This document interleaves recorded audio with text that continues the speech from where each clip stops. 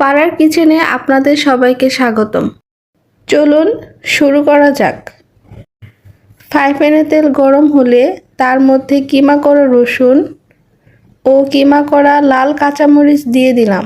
তারপর চিকেন দিয়ে দিলাম। হালকা একটু নাড়াচাড়া করে গাজর ও মটরশুঁটি দিয়ে দিলাম। এরপর রেড চিলি অয়েল অ্যাড করলাম। এবার সবগুলো একটু ভালোভাবে নাড়াচাড়া করে সেই মিস্টার নুডলসের মশলাটা দিয়ে দিলাম। ভালোভাবে নাড়াচাড়া করে মিশিয়ে নিলাম। সামান্য পরিমাণে গরম পানি দিয়ে দিলাম। হালকা নাড়াচাড়া করে তার মধ্যে স্বাদমতো লবণ অ্যাড করলাম।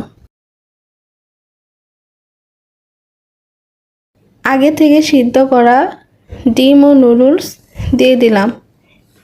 এবার ভালোভাবে নাড়াচাড়া করে নিতে হবে। খুবই অল্প সময়ে আপনারা এই রেসিপিটা ঘরে তৈরি করে ফেলতে পারবেন। ছোট বড় সকলেরই খুব পছন্দ হবে। দেখতে যেমন লোভনীয়, খেতেও তেমন সুস্বাদু। আমাদের রেসিপিটা কেমন হলো কমেন্ট করে জানাতে পারেন।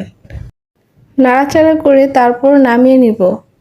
খুব সহজে তৈরি করে ফেললাম রেস্টুরেন্ট স্টাইলের এই নুডলস রেসিপি। আর যারা নতুন আছেন ফলো দিয়ে সাথেই থাকুন।